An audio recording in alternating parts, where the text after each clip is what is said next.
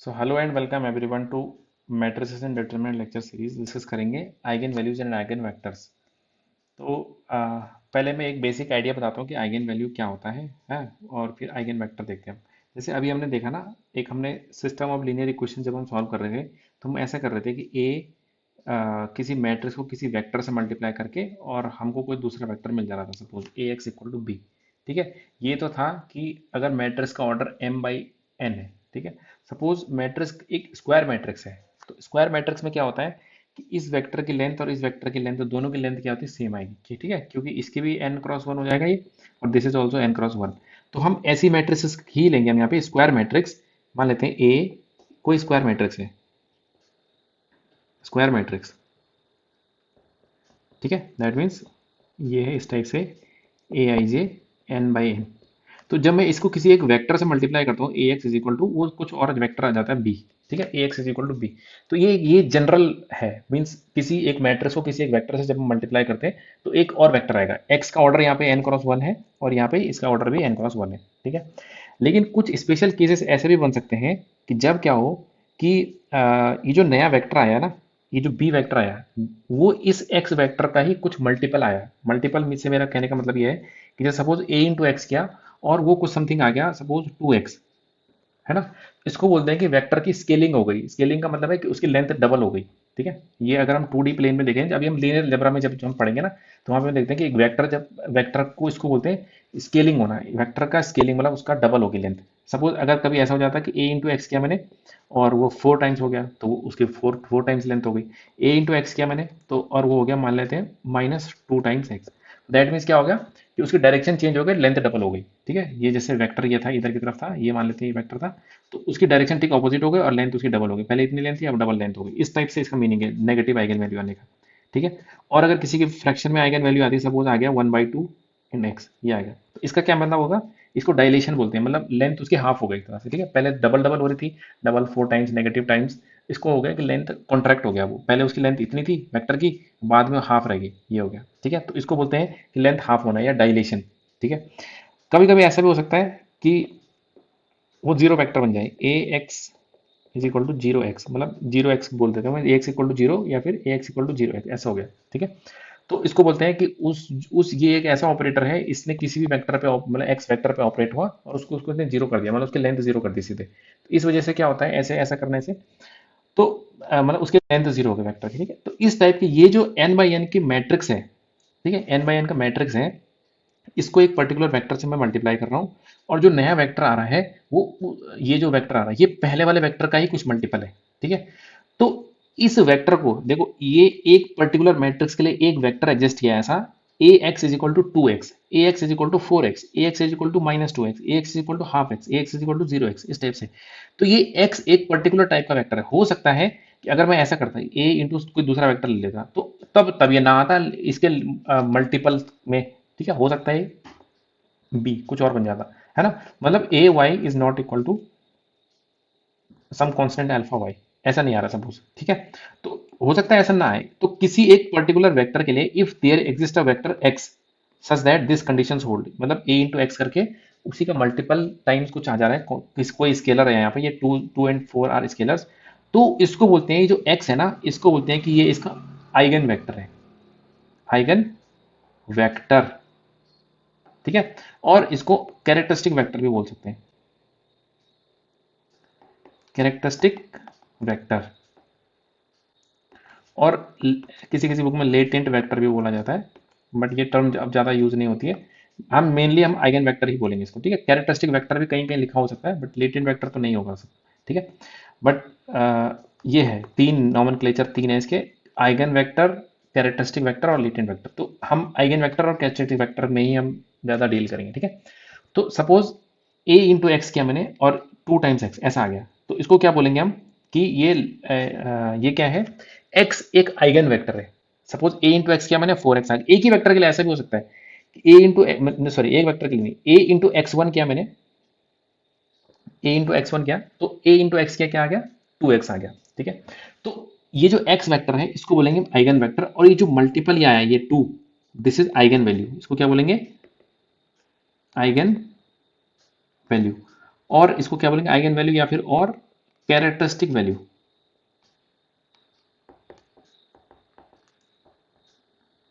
Characteristic value, ठीक है, characteristic value, eigen value या फिर कैरेक्टरिस्टिक वैल्यू, ठीक है।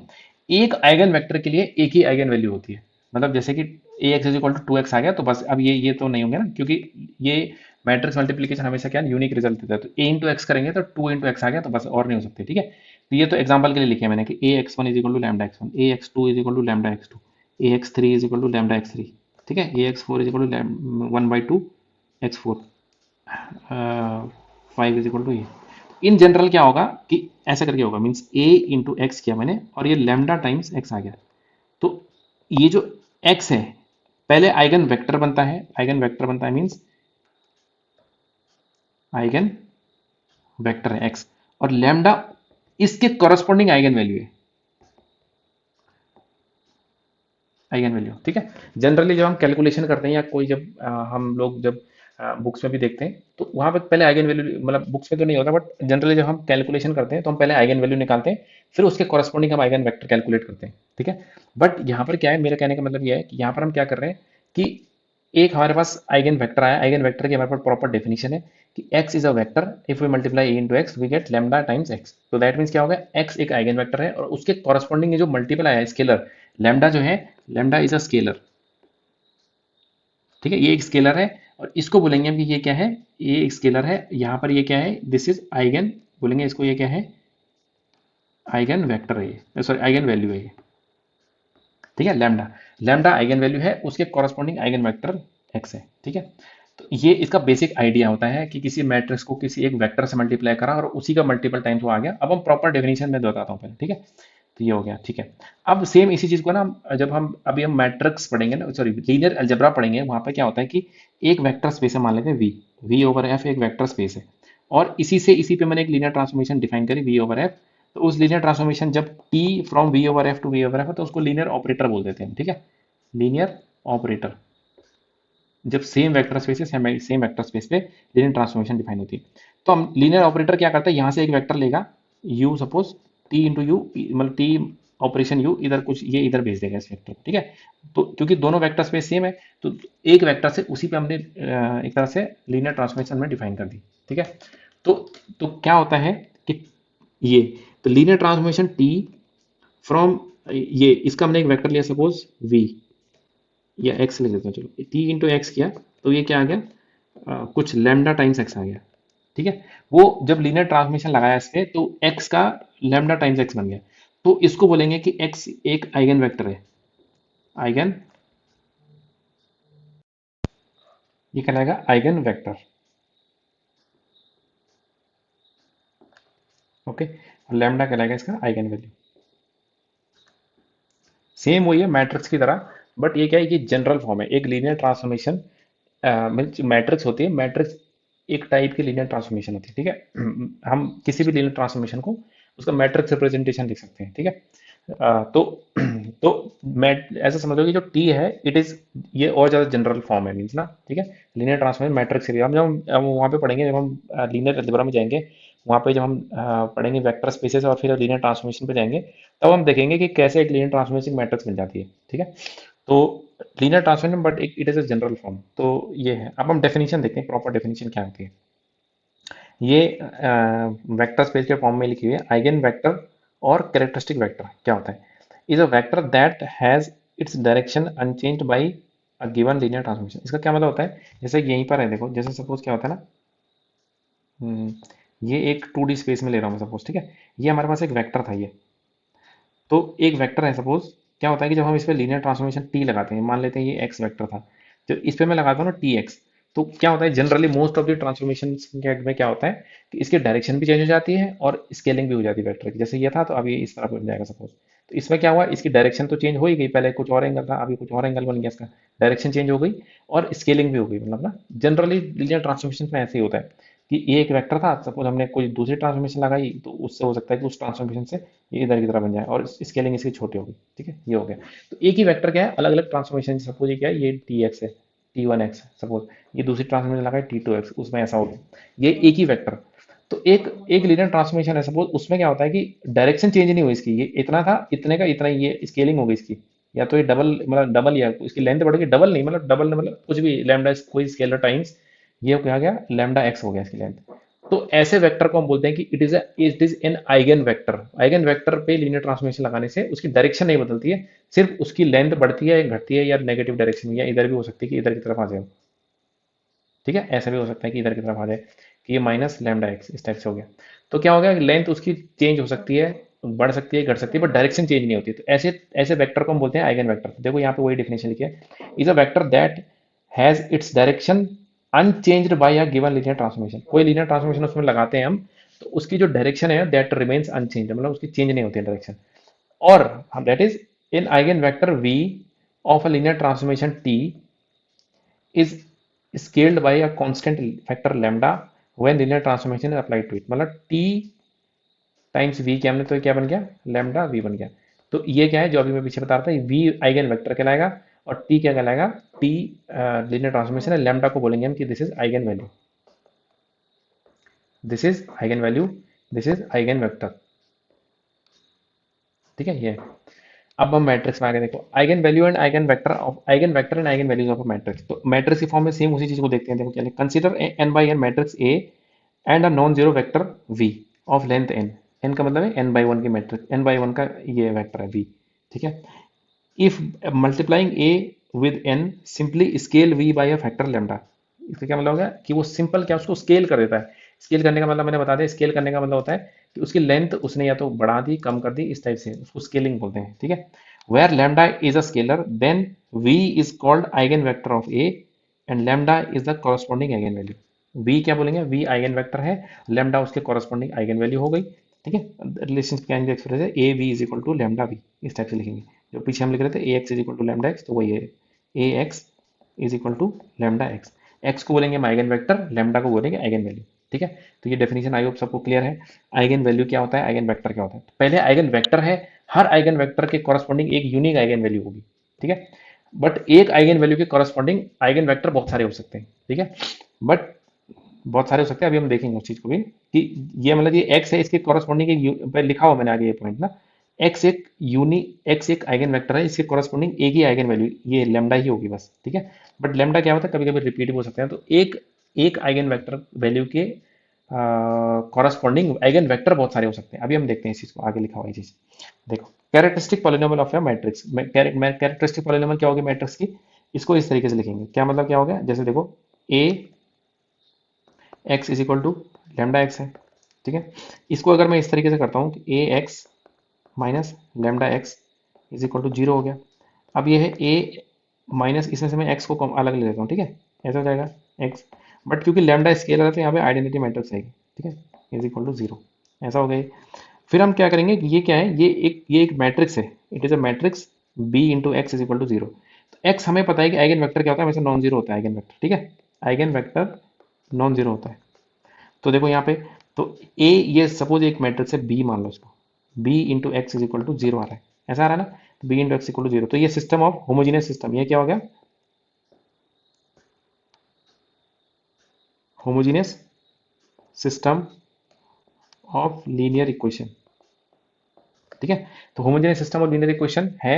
इसका सॉल्यूशन नॉन जीरो सॉल्यूशन कब एग्जिस्ट करता है, यहाँ पे लिखेंगे x is equal to non zero solution exist, कब एग्जिस्ट करेगा, इफ ये क्या हो, इसकी रैंक क्या हो, लेस देन एन हो। दैट मीन्स इफ इसका रैंक लेस देन एन का मतलब इसका डिटर्मिनेंट जीरो आ जाए। If determinant of A minus lambda I is equal to zero. ये तो बस यही है कैरेक्टरिस्टिक इक्वेशन, इसी को बोलते हैं कि दिस इज कैरेक्टरिस्टिक इक्वेशन है ये।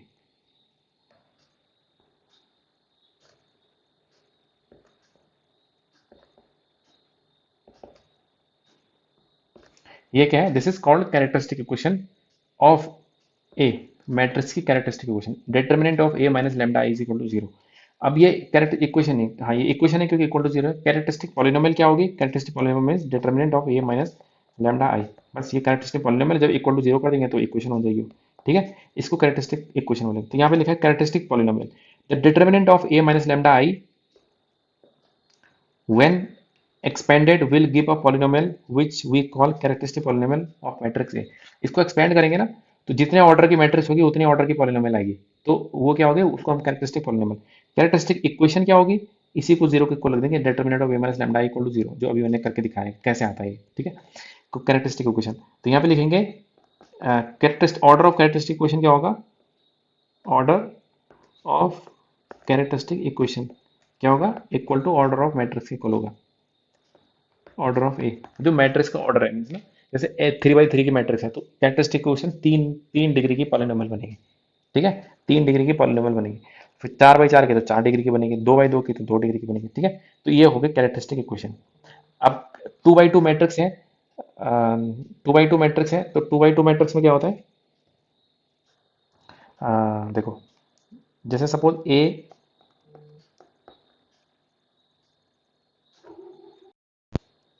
एक मैट्रिक्स है, ठीक है, ए एक मैट्रिक्स है, ए या ऐसे कोई एग्जांपल लेते हैं हम, ए बी सी डी, ये लिया, ठीक है। तो इसकी जो कैरेक्टरिस्टिक इक्वेशन है, ऐसे तो जनरली क्या आएगी, मतलब हम निकालेंगे, चलो ए बी सी डी नहीं लेता, मैं कुछ वैल्यूज रख देता हूँ इसमें, ठीक है। सपोज मैंने लिया 1 2 3 एंड 5, ये ले लिया सपोज, ठीक है। तो जब इसकी कैरेक्टरिस्टिक इक्वेशन निकालेंगे तो ये आएगा determinant of A minus lambda I is equal to zero, ठीक है। दैट मीन्स क्या आएगा, ये ऐसा बन जाएगा determinant of 1 minus lambda 2 3 and 5 minus lambda, determinant is equal to zero. इसको कैलकुलेट करेंगे, इससे हमें पास क्वाड्रेटिक इक्वेशन आएगी। और अदरवाइज हम क्या कर सकते हैं, जो हमें यहाँ पे दे रखा है, नहीं अगर हमारे पास ऐसा नहीं है सपोज, तो हम क्या करेंगे ना, देखो यहाँ पे लिखा है lambda square minus S one lambda plus S two is equal to zero. S one क्या है, एस वन ट्रेस होता है मैट्रिक्स का, S one is equal to sum of main diagonal element, क्या होता है ट्रेस, और एस टू क्या है डिटर्मिनेंट है। जैसे वही एग्जांपल हमने लिखा था, मैंने ए इज इक्वल टू ऐसे लिखा था, मतलब 1 2 3 एंड 5 ये लिखा था। तो अगर मैं इसका determinant of A minus lambda आई करूँगा इज इक्वल टू, ये क्या आएगा 1 माइनस लेमडा 2 3 और 5 माइनस लेमडा, इसको कैलकुलेट करेंगे तो क्या आएगा, ये आ जाएगा देखो 1 minus lambda into 5 minus lambda minus 3 2 6, ये आएगा।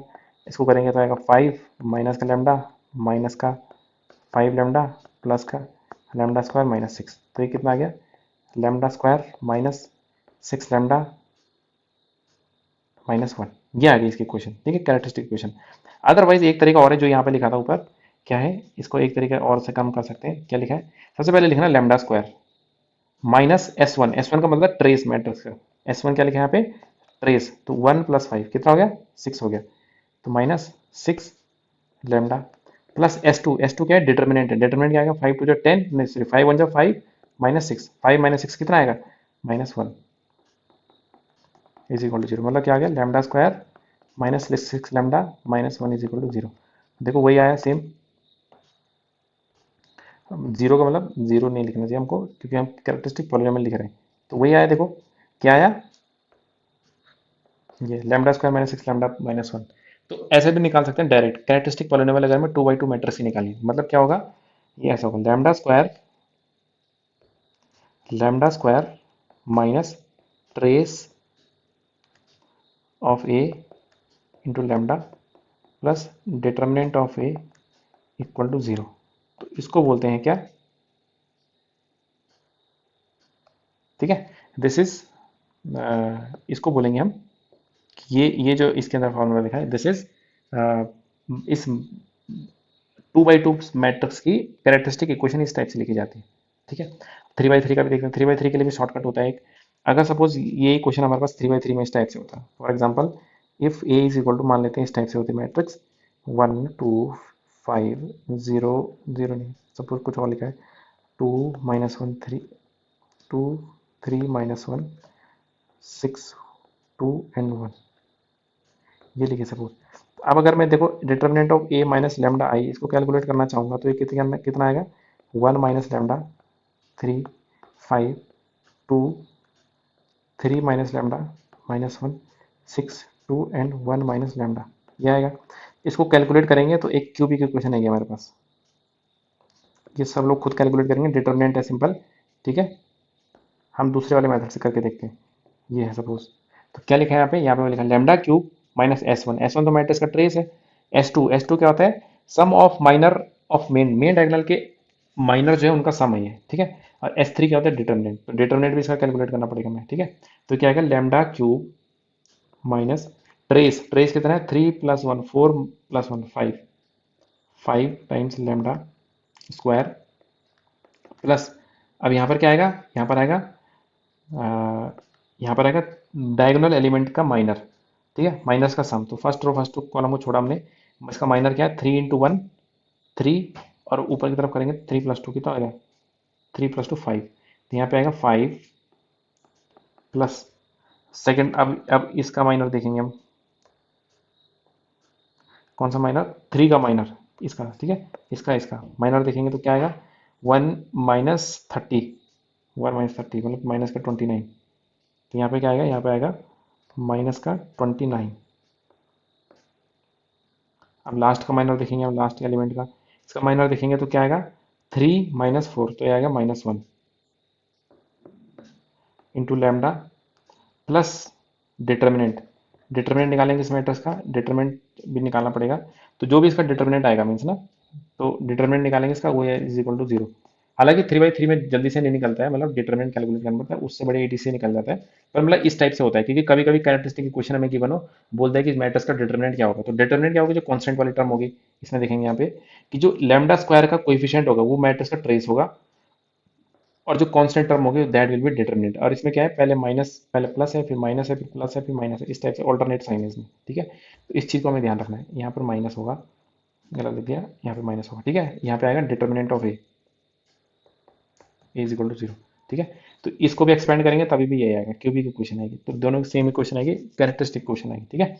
तो ये शॉर्टकट तो नहीं कह सकते, बट ये एक उसका कंप्रेस्ड फॉर्म है, कभी हमें कुछ कुछ क्वेश्चन इससे भी हेल्प से सॉल्व हो सकते हैं अगर हमको ये चीज़ पता है तो, ठीक है। चलो आगे चलते हैं।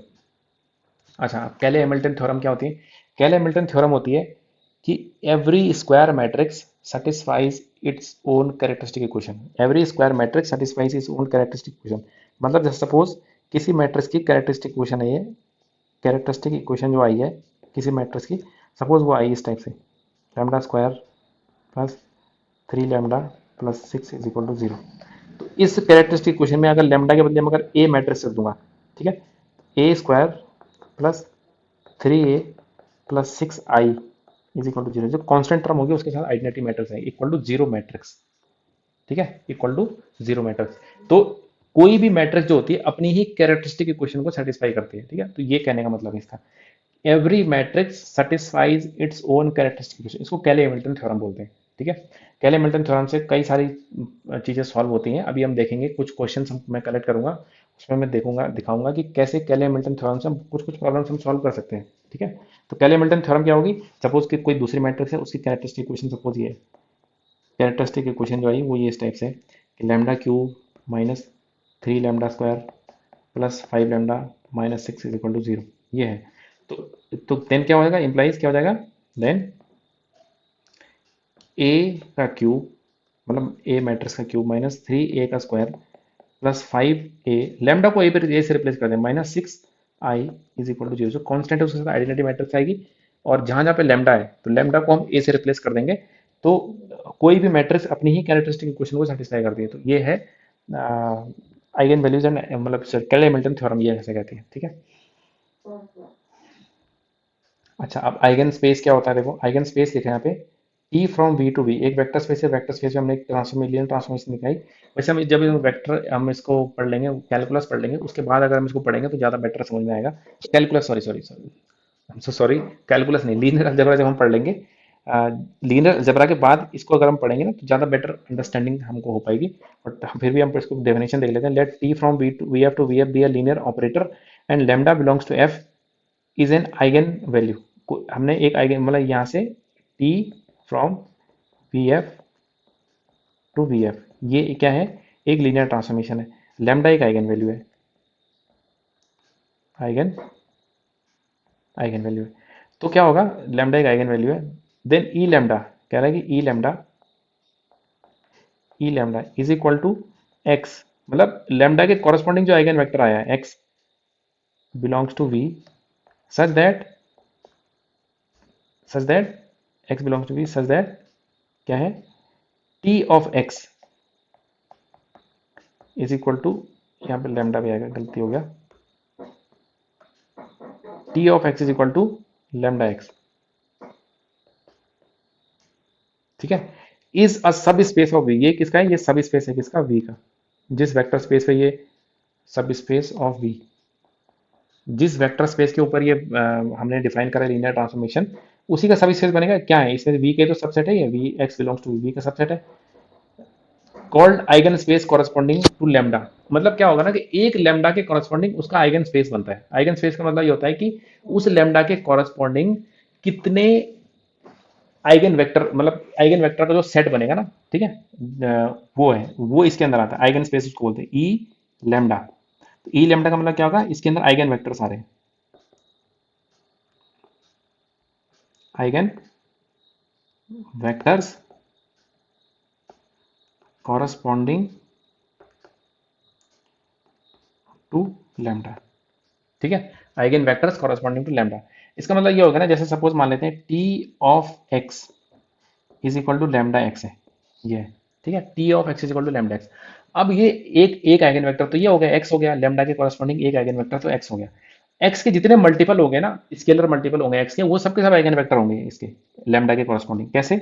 देखो, मैं T x is equal to lambda x, T मैं यहाँ पे टू एक्स लिख देता हूँ, इज इक्वल टू, ये क्या जाएगा? लेमडा टाइम टू एक्स हो जाएगा। तो एक्स आइगन वेक्टर था तो टू एक्स भी आइगन वेक्टर निकला। तो टी ऑफ, उसी तरीके से मैं थ्री एक्स कर देता हूँ, फोर एक्स कर देता हूँ, मतलब मैं कोई भी अल्फा एक्स कर देता हूँ, तो ये क्या हो जाएगा? Lambda times alpha x. तो मतलब क्या हो गया? Alpha x. तो लेमडा तो हो गई आइगन वैल्यू, और ये जो अल्फा एक्स लिखा है ये क्या है?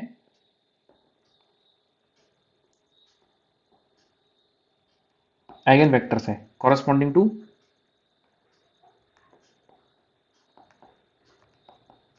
To lambda. लैम्डा के कॉरस्पॉन्डिंग आइगन वेक्टर। अब अल्फा यहाँ पे कुछ भी हो सकता है ना, तो मतलब एक आइगन वैल्यू के कॉरस्पॉन्डिंग ये पूरा स्पेस बन जाएगा ना। देखो, अब मैं यहाँ पे लिखा है x, x two x three x alpha x कितने भी हो सकते हैं, ठीक है। तो ये इसको बोलते हैं आइगन स्पेस। ये इसकी डायमेंशन अभी वन है फिलहाल, अगर एक ही टाइप के वेक्टर आ रहा है। कभी कभी क्या होता है कि लैम्डा में मतलब रिपीट भी होती है आइगन वैल्यूज ना, जैसे एक मैट्रिक्स उसकी आइगन वैल्यू मैंने निकाली टू टू थ्री, इस टाइप से आ गई। तो टू क्योंकि दो बार रिपीट हो रहा है, तो टू के कॉरस्पॉन्डिंग जब आइगन वेक्टर निकलेंगे तो वो दो लीनियरली इंडिपेंडेंट आइगन वेक्टर निकलेंगे, ठीक है। अलग अलग आइगन वेक्टर निकलेंगे, V1 और V2।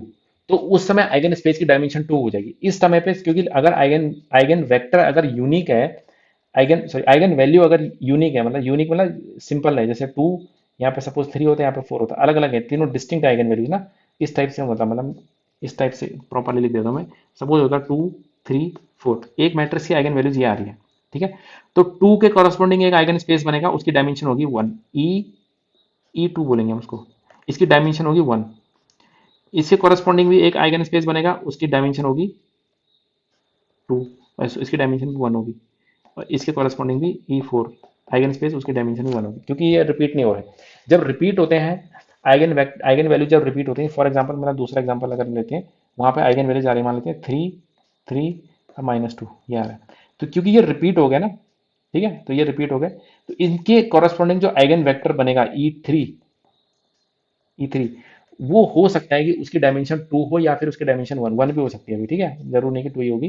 तो इसकी डायमेंशन टू और वन, मतलब आइगन स्पेस के कॉरस्पॉन्डिंग जो आइगन वेक्टर बनेंगे ना, आइगन वेक्टर जो इसके कॉरस्पॉन्डिंग आएंगे, आइगन वेक्टर आएंगे जो ई थ्री सॉरी थ्री के कॉरस्पॉन्डिंग जो आइगन वेक्टर होंगे, दो आइगन वेक्टर आएंगे, वो हो सकता है कि दोनों लीनियरली इंडिपेंडेंट है, और ऐसा भी हो सकता है कि डिपेंडेंट हो। मतलब इसकी जो डायमेंशन है ई थ्री की डायमेंशन या तो वन होगी या तो और इसकी डायमेंशन टू होगी, ठीक है।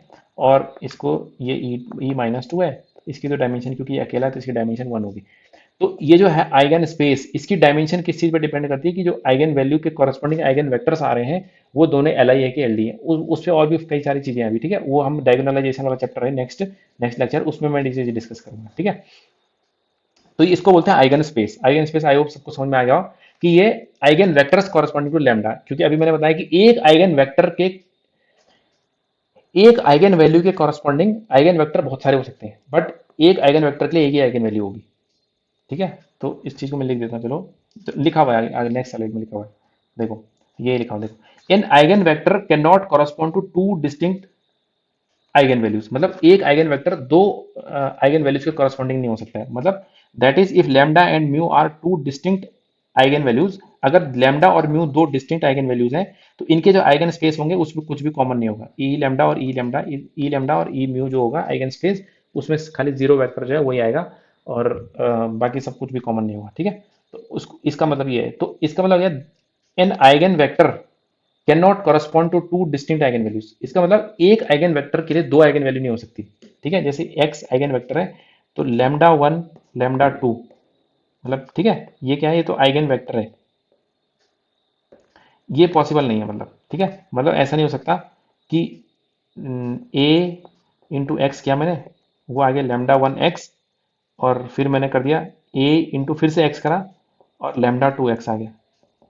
It is not possible.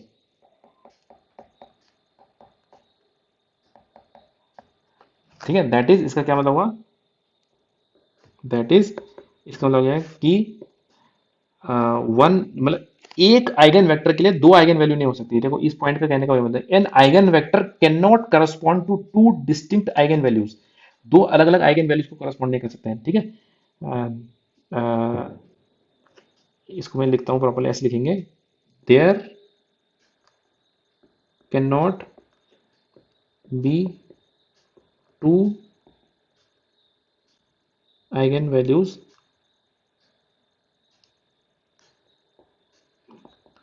corresponding to one eigen vector.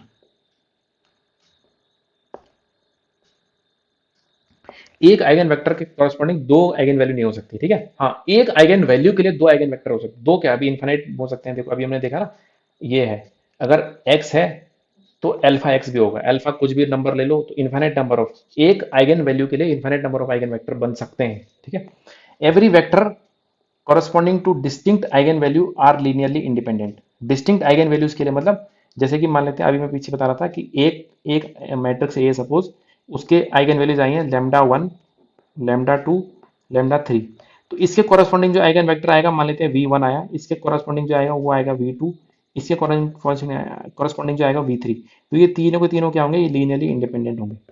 ठीक है, डिस्टिंक्ट आइगन वैल्यूज के कॉरस्पॉन्डिंग जो आइगन वेक्टर आते हैं वो क्या होते हैं, लीनियरली इंडिपेंडेंट होते हैं। तो ये सेकंड पॉइंट के कहने का ये मतलब है। ठीक है, तो इन सब चीजों को भी याद रखिए, अभी हम क्वेश्चन सॉल्व करेंगे वहां पे ये चीजें बार बार फ्रीक्वेंटली यूज होती रहेंगी, कहीं ना कहीं देख लेना।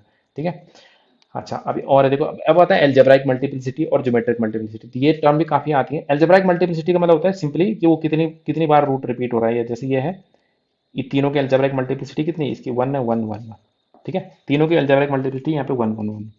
जैसे कि ए मैट्रिक्स होती है, सपोज कोई दूसरी मैट्रिक्स है, उसके आइगन वैल्यू है मान लेते हैं लैम्डा वन लैम्डा टू, ऐसा है।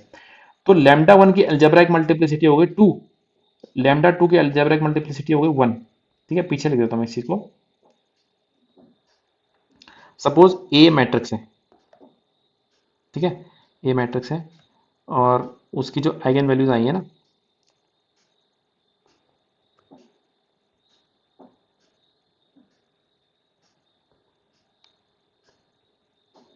आइगन वैल्यूज यहाँ पे लिख देता हूँ मैं अलजेब्राइक मल्टीप्लिसिटी। ठीक है,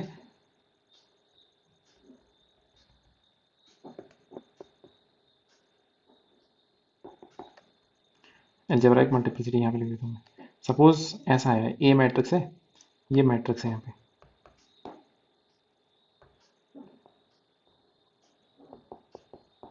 ठीक है, अब मैं लिख देता हूँ, सपोज ए मैट्रिक्स है, उसके आइगन वैल्यू मान लेते हैं लैम्डा वन, सारे के सारे डिस्टिंक्ट हैं, लैम्डा थ्री, चार और चार की मैट्रिक्स सपोज। ठीक है, ये तो एल्जेब्राइक मल्टीप्लिसिटी कितनी हो गई, सबकी वन वन वन वन, सबकी मल्टीप्लिसिटी वन वन वन हो गई।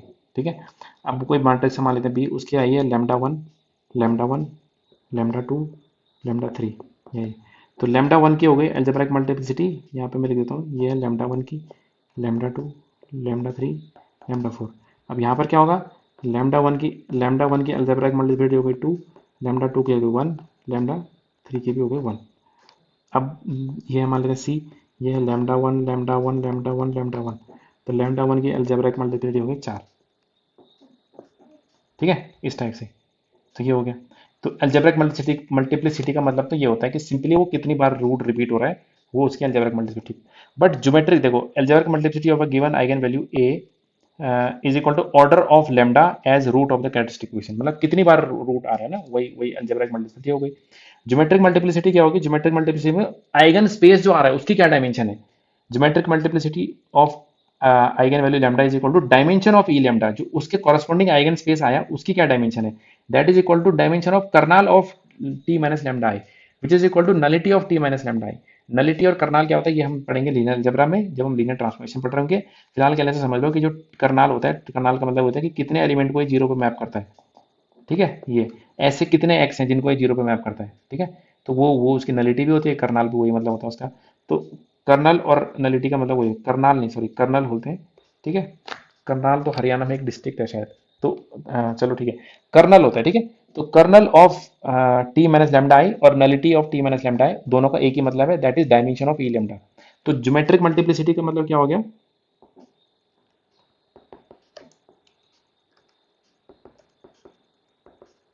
ज्योमेट्रिक मल्टीप्लिसिटी का मतलब हो गया डायमेंशन ऑफ किसके, किसके डायमेंशन है ये, डायमेंशन ऑफ ई लैम्डा, मतलब आइगन स्पेस जो आया ई लैम्डा। मतलब हम ये जानना चाह रहे हैं कि कितने लीनियरली इंडिपेंडेंट, ये हर ज्योमेट्रिक मल्टीप्लिसिटी हर लैम्डा के लिए निकलेगी, ठीक है। अब हम इस सिर्फ लैम्डा को देख के नहीं बता सकते, जब हम आइगन वेक्टर कैलकुलेट करेंगे उस पर पता चलता है कि कितने। अभी हम एक क्वेश्चन करूंगा मैं नेक्स्ट लेक्चर में करके दिखाऊंगा कुछ क्वेश्चंस, जिसमें हम ए एम और जी एम दोनों कैलकुलेट करके दिखाएंगे, ठीक है। ज्योमेट्रिक मल्टीप्लिसिटी क्या होती है, डायमेंशन ऑफ आइगन स्पेस की डायमेंशन जो है दैट इज ज्योमेट्रिक मल्टीप्लिसिटी, ठीक है। अच्छा, ये कुछ इंपॉर्टेंट पॉइंट्स हैं, जैसे कि पहला पॉइंट लिखा है if A x is equal to lambda x, मतलब ए मैट्रिक्स है उसकी आइगन वैल्यू मान लेते हैं लेमडा है, ठीक है। ए मैट्रिक्स की आइगन वैल्यू क्या है, आइगन वैल्यू मैट्रिक्स ए की क्या है, लेमडा है। A x is equal to lambda X, then क्या होगा, जो ए स्क्वायर एक्स आएगा वो लेमडा स्क्वायर एक्स क्या इक्वल आएगा। इसका क्या मतलब होगा कि अगर ए की ए मैट्रिक्स है उसकी आइगन वैल्यू मान लेते हैं लेमडा है, तो ए स्क्वायर की जो आइगन वैल्यू है वो लेमडा स्क्वायर हो जाएगी। थर्ड पॉइंट लिखा है A inverse x is equal to lambda inverse x, इसका मतलब ए इनवर्स जो है उसकी आइगन वैल्यू क्या हो जाएगी, ये मैट्रिक्स है, यहाँ पे मैट्रिक्स लिख रहा हूँ मैं, यहाँ पे लिख रहा हूँ मैं आइगन वैल्यू, ठीक है। ये ए इनवर्स की जाएगी lambda two the power minus one, मतलब वन अपॉन लेमडा ये। और ए प्लस सी आई, ए प्लस सी आई अगर मैट्रिक्स लिखता हूँ मैं,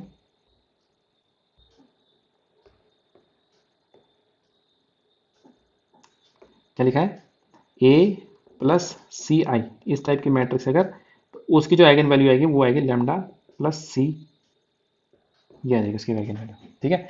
तो ये है मैट्रिक्स और आइगन वैल्यू, ये कुछ प्रॉपर्टीज है कि अगर मैट्रिक्स ए है सपोज उसकी आइगन वैल्यू आई है 2 4 और 5, तो ए स्क्वायर की क्या होगी 4 16 एंड 25, ए इनवर्स की क्या होगी 1/2 1/4 एंड 1/5, और ए प्लस सी आई, सी मान लेते हैं कुछ है, सी ए मान लेते हैं 2 ए प्लस टू आई, तो ए प्लस टू आई की क्या होगी, ए प्लस टू आई की होगी लेमडा प्लस टू, मतलब 4, 4 प्लस टू 6 और 5 प्लस टू 7, तो ये हो जाएगी इसकी, ठीक है।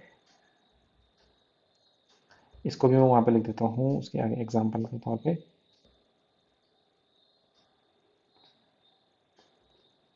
सामने सामने, ठीक है। मान लेते हैं इसकी ये है, तो इसका ये हो जाएगा, इसका ये हो जाएगा, इसका मान लेते हैं अगर सी मान लेते हैं, सी मान लेते हैं 2 है, तो तब क्या हो जाएगा, ये हो जाएगा 4, 4 प्लस टू 6 5 प्लस टू 7, तो ये हो जाएगा, ये हो जाएगी आइगन वैल्यूज, ठीक है। फिर ट्रेस ऑफ ए जो होता है वो सम ऑफ डायगोनल एलिमेंट होता है मैट्रिक्स का, और that is same as sum of eigen values. कोई मैट्रिक्स ए है सपोज, ए है, ए मैट्रिक्स है सपोज इस टाइप से 1 2 3 4 1 5 6 1 7, ये है। तो ट्रेस ऑफ ए क्या आया, ट्रेस ऑफ ए आया 1 प्लस कुछ और लिख लो यहाँ पे 4 लिख लो, 1 प्लस 4 प्लस 7, 1 प्लस 4 प्लस 7, तो कितना आ गया 12 आ गया। तो ट्रेस ऑफ मैट्रिक्स आया 12, तो इसकी जो आइगन वैल्यूज आएंगे ना,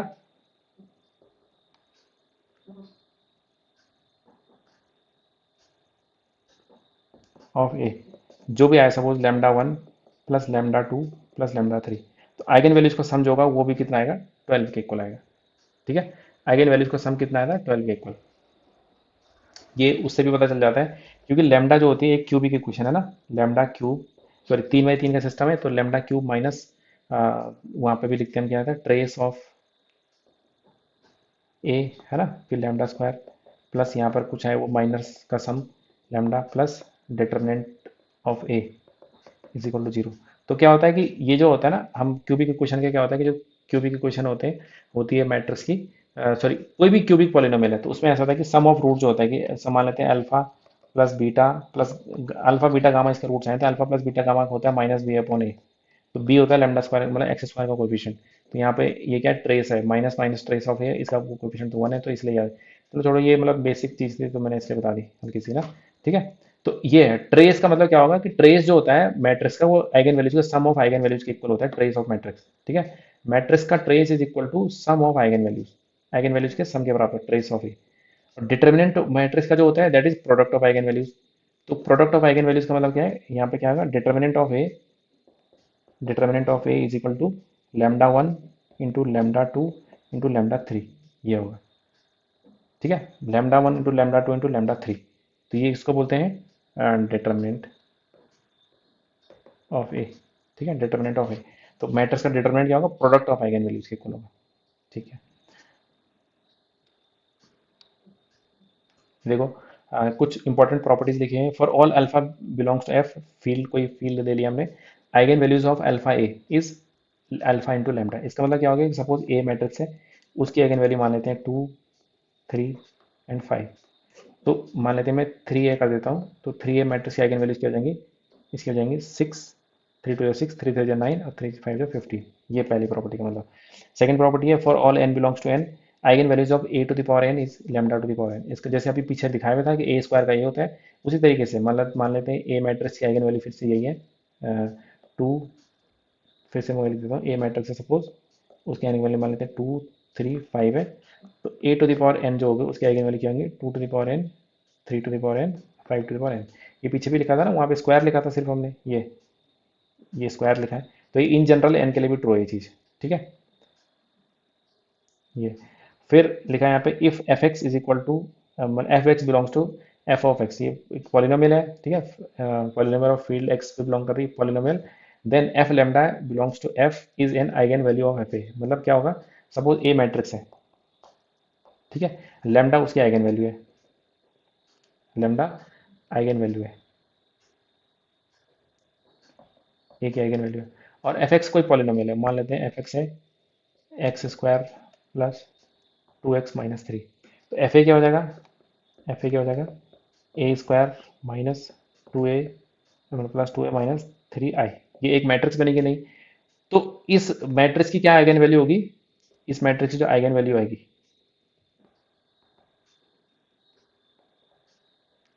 आइगन वैल्यू होगी इसके एफ लेमडा।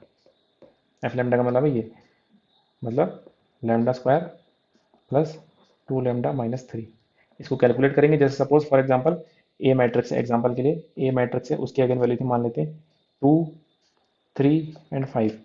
तो एफ ए मतलब इस मैट्रिक्स, इसी एग्जांपल को हम देखते हैं। तो एफ ए का मतलब है 2 का स्क्वायर प्लस 2 इंटू 2 माइनस 3, ये होगा।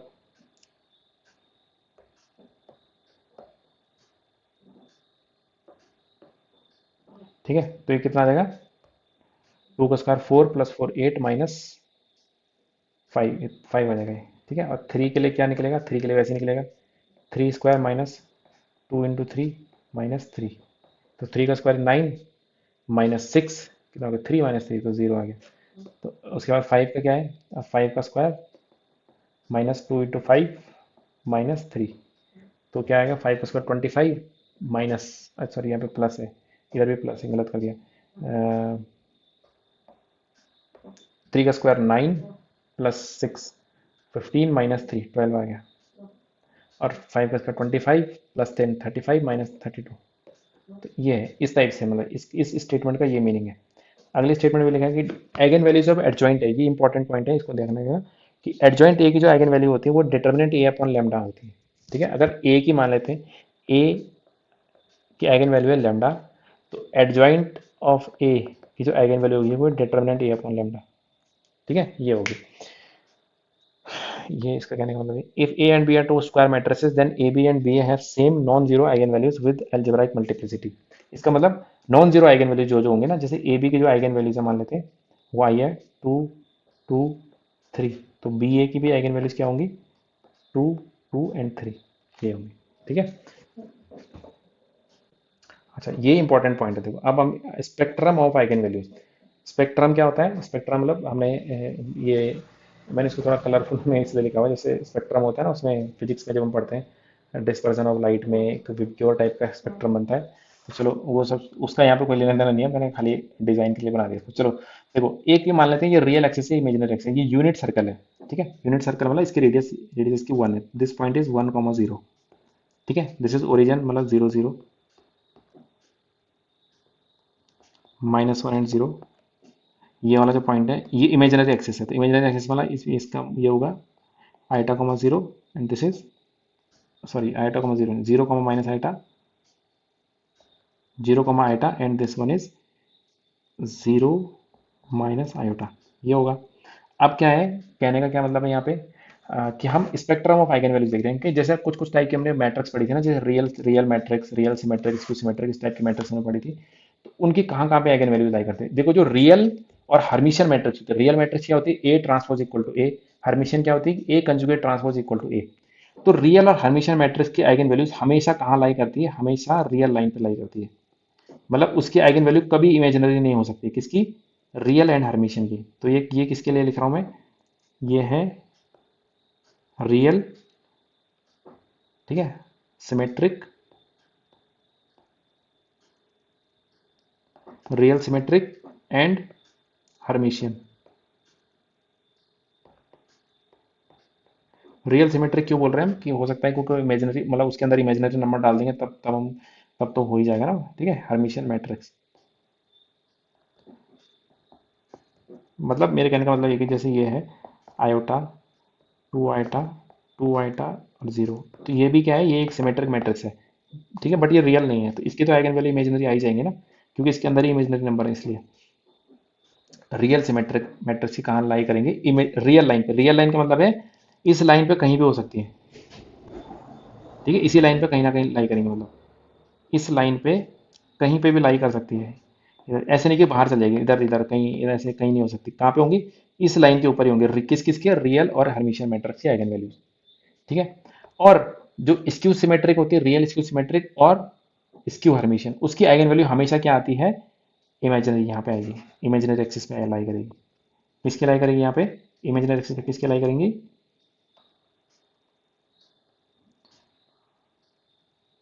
रियल, क्या कर रहा हूँ, real symmetric, real skew symmetric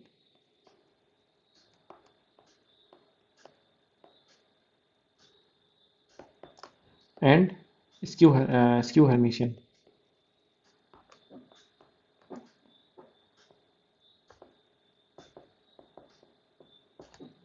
ठीक है, एंड एंड आएगा यहाँ पे, ये ब्रैकेट, रियल सिमेट्रिक और स्क्यू हर्मिशियन, इन दोनों मैट्रिक्स की आइगन वैल्यू कहाँ लाई करेंगे, इमेजिनरी एक्सिस पे लाई करती है। ठीक है, हमेशा, मतलब जहां पे जो भी आइगन वैल्यू आएगी या तो इधर आएगी, तो देखो इसमें या तो हमने पढ़ा भी था, eigen values of real and skew symmetric matrix या तो क्या होती है, प्योरली इमेजिनरी होती है या तो जीरो होती है। ठीक है, तो जीरो भी देखो इस एक्सिस पे जीरो तो आ ही रहा है ना, जीरो भी हो सकती है, समझ रहे हो। ये हमने वैसे गलत लिखा है, ये ऐसे नहीं होता कॉम्प्लेक्स नंबर में ना। ये आएगा 1। ठीक है, इसमें कॉमा में नहीं होते पॉइंट है ना, ये तो 2D प्लेन में लिख दिया मैंने पॉइंट। ये आएगा, ये 0 है। कॉम्प्लेक्स नंबर में और 2D प्लेन में एक फर्क होता है।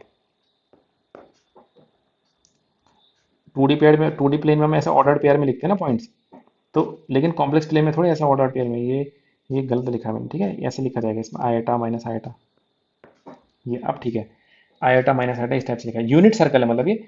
देखो कॉम्प्लेक्स प्लेन, एक चीज और देख लो, कॉम्प्लेक्स प्लेन में हालांकि कॉम्प्लेक्स प्लेन में क्या होता है, जैसे जेड एक कॉम्प्लेक्स नंबर है, ए प्लस आयोटा बी, इसी पॉइंट को जब हम 2D प्लेन में लिखेंगे तो वो ऐसा आएगा, ए कॉमा बी। ठीक है, ये दोनों मतलब अगर मैं कॉम्प्लेक्स प्लेन में, और कॉम्प्लेक्स प्लेन में ये पॉइंट है सपोज, ए ए प्लस आइटा बी, इस टाइप से लिखेंगे उसको।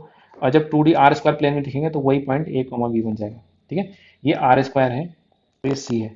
दोनों में एक फर्क होता है कि कॉम्प्लेक्स नंबर का सेट जो it is a field, but R square is not a field. Field के पास क्या होते हैं, फील्ड के पास मल्टीप्लीकेशन डिवीजन सारी प्रॉपर्टीज होती है।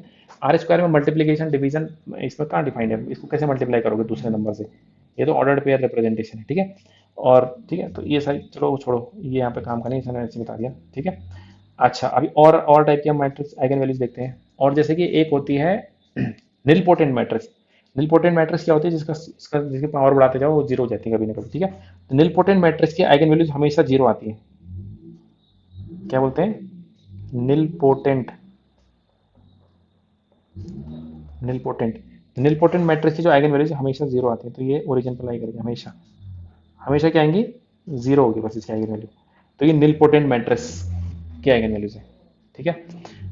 अच्छा, इसके बाद एक आइडेम्पोटेंट मैट्रिक्स, निलपोटेंट मैं लिख भी देता हूँ यहाँ पे। निलपोटेंट क्या होता है, A to the power k is equal to zero matrix, इसको बोलते हैं निलपोटेंट, ठीक है। सिमेट्रिक की आई थिंक डेफिनेशन लिखने की जरूरत नहीं, सबको पता है। तो उसके बाद होता है एक आइडेम्पोटेंट। आइडेम्पोटेंट क्या होता है,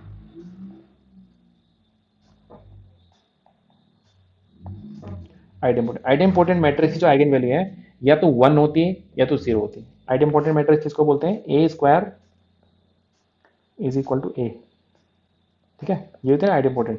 तो एक शॉर्ट में भी देख सकते हैं कि A square is equal to A, इसका मतलब A square minus A is equal to zero है। That means A into A minus I is equal to zero है, ठीक है। तो ये हो सकता है कि मिनिमल, अगर मिनिमल पॉलिनोमियल का भी सिस्टम है इसमें, वो हम नेक्स्ट लेक्चर में देखेंगे। तो मतलब अगर इसकी कैरेक्टरिस्टिक इक्वेशन इस टाइप की होगी मतलब ना, तो lambda is equal to zero और लैम्डा इक्वल टू वन, इस टाइप से आ गया ना। कैरेक्टरिस्टिक इक्वेशन नहीं है ये, मतलब ये मिनिमल पॉलिनोमियल है एक तरह से, ठीक है। वो हम नेक्स्ट लेक्चर में देखेंगे। आइडेम्पोटेंट, तो आइडेम्पोटेंट मैट्रिक्स की आइगन वैल्यू कहाँ लाई करती है, या तो ओरिजिन पे लाई करेगी, या तो कहाँ लाई करेगी, मतलब यहाँ, या तो यहाँ होगी ओरिजिन पे,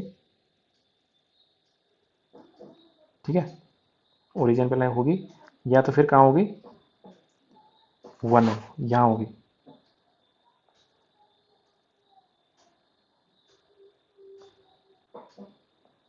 वन या फिर जीरो में, दो ही पॉसिबिलिटी है इसमें, ठीक है, किसमें, आइडेम्पोटेंट मैट्रिक्स में। अच्छा, इनवॉल्यूटरी मैट्रिक्स होती है एक और, इसको यहाँ लिख देता हूँ मैं, इनवॉल्यूटरी। इनवॉल्यूटरी किसको बोलते हैं, इनवॉल्यूटरी उसको बोलते हैं A square is equal to identity, जो खुद ही का इनवर्स होता है, ठीक है। ए स्क्वायर मतलब ए इंटू ए की आइडेंटिटी मैट्रिक्स आ गई। तो इनवॉल्यूटरी मैट्रिक्स की आइगन वैल्यू या तो वन होती है या तो माइनस वन होती है। इसी से निकाल के देख सकते हैं, देखो, A square minus I is equal to zero है, तो ये इस टाइप से बन जाएगा, lambda square minus one is equal to zero, तो lambda is equal to plus minus one, ठीक है।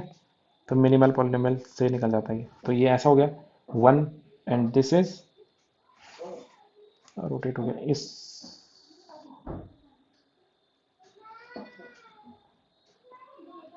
ठीक है, या तो वन होगी या तो माइनस वन होगी। अच्छा, एक होती है ऑर्थोगोनल मैट्रिक्स होती है। ऑर्थोगोनल क्या होती है, ऑर्थोगोनल होती है means A into A transpose, जो ट्रांसपोज उसका वो होता है, तो उसको बोलते हैं ऑर्थोगोनल, और एंड यूनिटरी, दोनों की सेम होती है। ऑर्थोगोनल किसको बोलते हैं, A into A transpose is equal to I, और यूनिटरी होता है A into A conjugate transpose is equal to I, ठीक है। इन दोनों की जो आइगन वैल्यू है वो इस पे लाई करती है, सर्कल पे। अभी तक हमने सर्कल का कहीं यूज नहीं करा ना, तो इस सर्कल की बाउंड्री पर लाई करेगी, मतलब इसकी आइगन वैल्यू कुछ भी हो सकती है जिसकी एब्सोल्यूट वैल्यू वन हो, ठीक है। इमेजिनरी नंबर भी हो सकता है, मतलब वन भी हो सकती है, आयोटा भी हो सकती है। आयोटा का मॉडुलस कितना आएगा, आयोटा का मॉडुलस भी वन है, ठीक है। ऐसे कोई भी वैल्यू जो इस सर्कल के ऊपर लाई करती है, इस सर्कल की, मतलब कोई भी कॉम्प्लेक्स नंबर ले लो, such that mod Z is equal to one होगा, ठीक है। जेड, इसकी आइगन वैल्यू जेड होगी, मतलब इस सर्कल की इक्वेशन क्या है, इस सर्कल की इक्वेशन है mod Z is equal to one. तो ऐसे कोई भी कॉम्प्लेक्स नंबर ले लो जिसका मॉडुलस क्या था, वन आता है, मतलब यूनिट लेंथ का जो है, ऐसा कोई कॉम्प्लेक्स नंबर है, तो उसकी ऑर्थोगोनल और यूनिटरी मैट्रिक्स के आइगन वैल्यूज हमेशा इस सर्कल के ऊपर लाई करेंगे, ठीक है। तो इस पे पेस्ट कभी कभी क्वेश्चन आ सकते हैं, आ जाते हैं, मतलब किस टाइप के क्वेश्चन आते हैं कि जैसे कुछ भी बन सकते हैं, तमाम टाइप के क्वेश्चन बन सकते हैं, ठीक है। एक आइगन वैल्यू है, इस टाइप की मैट्रिक्स है, कैन इनवॉल्यूटरी मैट्रिक्स की आइगन वैल्यू क्या जीरो हो सकती है, तो इनवॉल्यूटरी की हमें पता है नहीं होती जीरो, क्या होती है वन और माइनस वन। तो ये चार्ट हमें थोड़ा सा ध्यान में रखना है, दो तीन बार इसको बनाएंगे, थोड़ा समझेंगे, तो ये सब कुछ क्लियर हो जाएगा। तो इस लेक्चर में इतना ही है, नेक्स्ट लेक्चर में हम इसके कुछ और प्रॉपर्टीज देखेंगे, क्वेश्चन सॉल्व करेंगे, फिर हम डायगोनलाइजेशन पढ़ेंगे, फिर मैट्रिक्स वाला टॉपिक कंप्लीट हो जाएगा। Thank you.